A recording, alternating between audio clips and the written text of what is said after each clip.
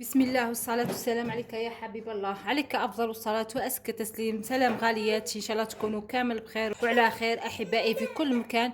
هكذا نبدأ دائما بداية الفيديو نصلوا على الحبيب المصطفى عليه أفضل الصلاة وأزكى تسليم. البنات بدون إطالة جبت لكم اليوم وصفة اقتصادية وفي متناول الجميع. كما راكم تشوفوا جبت لكم بيتزا حجم عائلي، درتها انا هنايا كاري، وانتم تحبوا ديروها دائريه او كاري، لكم الاختيار. بدون اطاله نروحوا لطريقه التحضير مع المقادير. بسم الله على بركه الله، رايحين نبداو في الوصفه. عندنا هنا كاس حليب دافي، خميره فوريه، ملعقه سكر، ملعقه سكر،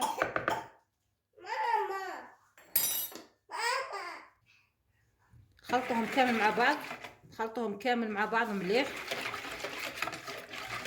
حتى يندمجوا المكونات.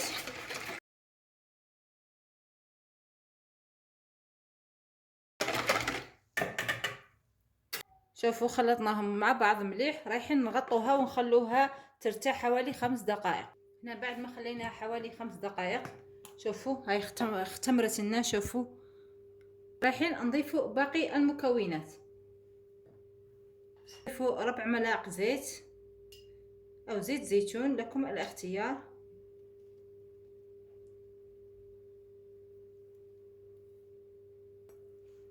ونخلطوهم، خلطوهم مليح. رايحين هنايا نضيفوا ملعقه صغيره ملح، ملعقه صغيره ملح، ونخلطوا ونضيفوا الفرينه بالتدريج.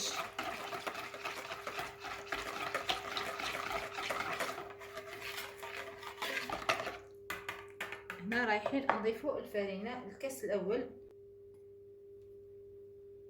ونخلطوا.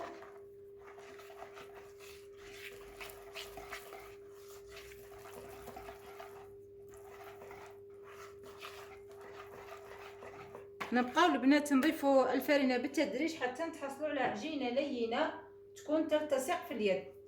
لازم العجينه تكون تلتصق في اليد.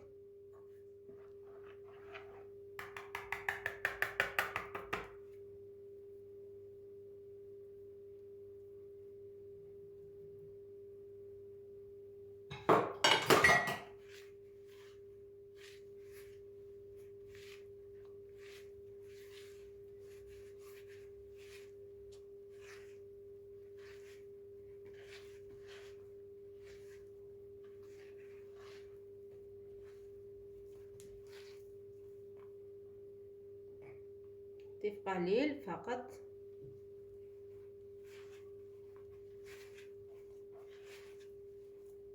تحصلوا عليها بهذه النتيجه، تلتصق في اليد.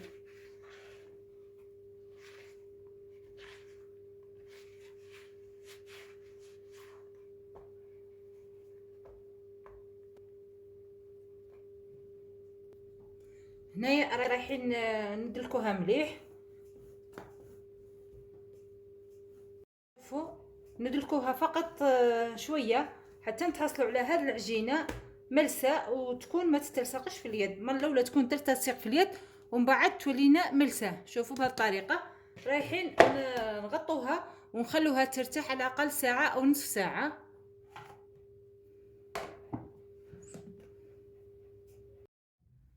هنا نروحوا نجيبوا العجينه بعد ما خمرت لنا. شوفوا هاي طلعت ما شاء الله. شوفوا شوفوا كي راهي رطيه. رايحين نفتحوها فوق طاولة العمل.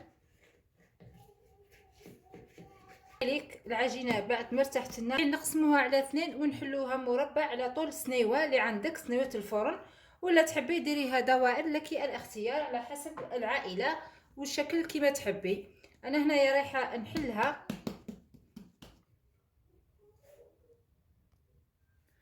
هنايا نجيبوا العجينة ورايحين نحلوها فوق طاولة العمل. درت انا ورق طهي. هنا راني درت ورق طهي ورايحه نحل العجينه فوقها باه تساعد لي في الحل، ونحلوها على عرض السنيوه اللي عندكم تاع الفرن.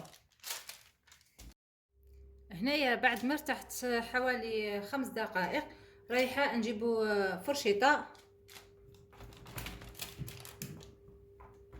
رايحين نقعروها بهذا الشكل.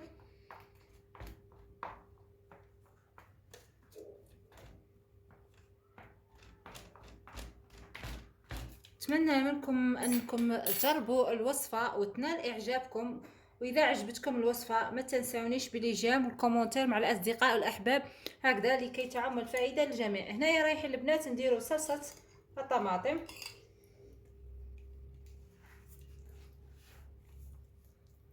صلصه الطماطم عاديه كيما البيتزا، كيما مافين نديروا صلصه البيتزا عاديه. شوفوا هنايا بعد ما درت لها كامل صلصه الطماطم رايحين نديروا لها الطماطم مليح البنات، ما نكثروش وما نخلوش تكون مكانش خفيفه، لازم نديروا صلصه طماطم تكون مليحه، ما نكثروا وما نقلوا.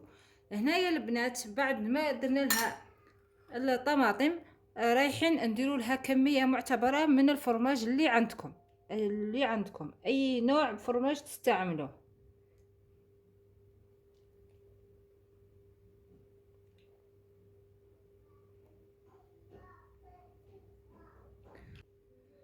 رايحين نسخنوا الفرن اقصى درجه.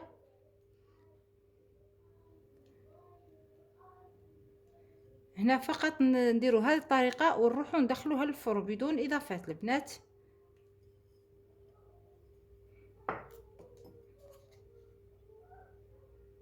نعمروا الفراغات.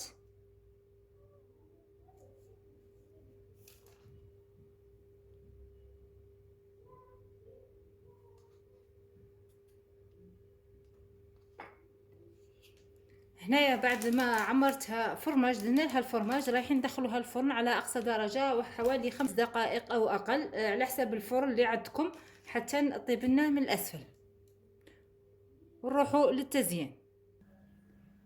شوفوا هاي لك بعد ما خرجتها من الفرن، شوفوا كيف تحصلنا على هذا الشكل، راهي سخونه البنات. هنايا رايحين نضيف لها باقي الاضافات، لكم الاختيار.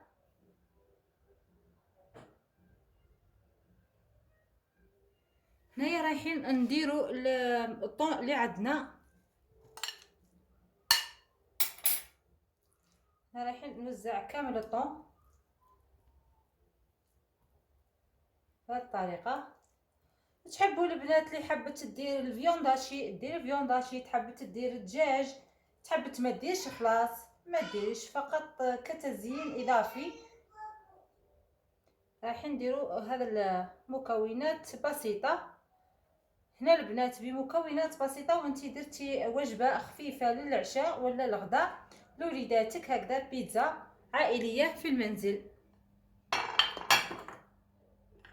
هنايا بعد ما درت لها الطون رايحه نضيف لها الزيتون.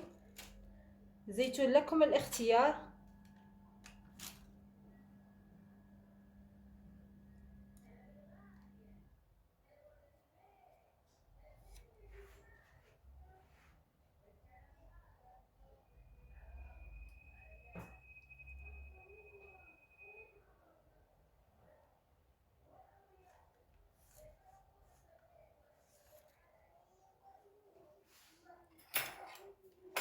شوفوا تزيين بسيط وخفيف البنات كما راكم تشوفوا، تزيين خفيف. هنا درت لها كميه من الطو، ضفت لها كميه من الزيتون الاخضر او الاسود لكم بالاختيار. انا هنا كان عندي الاسود درت الاسود. هنايا اللي متوفر عندكم في الدار ديروها. انا هنا واش كان عندي درت لهم وجبه للعشاء خفيفه. النتيجه النهائيه شوفوا البيتزا جات حجم عائلي، جات هايله وهشيشه البنات. رايحه نقطع معاكم.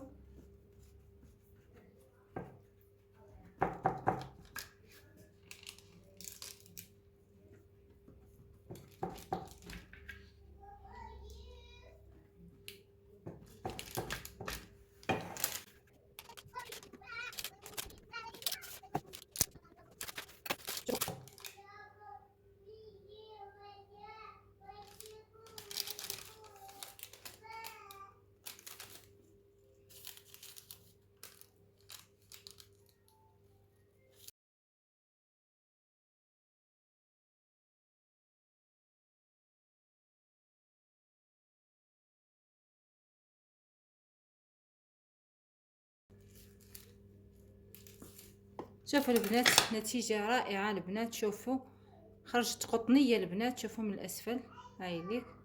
شوفوا هاي ليك. شوفوا رايحة نقسمها معاكم.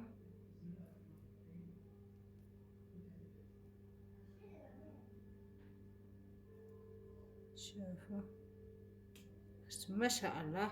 اتمنى انه تنال اعجابكم، وما تنسونيش بالاعجاب والكومنتير مع الاصدقاء والاحباب لكي تعم الفائده للجميع. رايحه نقدمها لكم في صحن التقديم.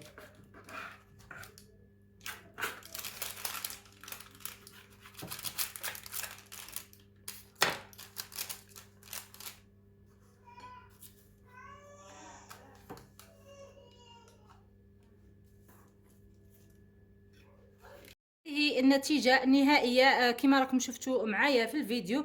النتيجة النهائية للبيتزا الكاري. هاي ليك حجم عائلي. خرجت ما شاء الله البنات. شوفوا البنات صدقوني روعة روعة روعة. نتمنى منكم انكم تجربوها وتردوا لي في التعليقات كيفاه جاتكم، وتنال ان شاء الله تنال اعجابكم. هاي النتيجة النهائية. شوفوا العجينة كي راهي ما شاء الله. شوفوا قطنية روعة البنات. وفي الاخير ما تنسونيش بالاعجاب والكومنتير مع الاصدقاء والاحباب لكي تعم الفائدة للجميع.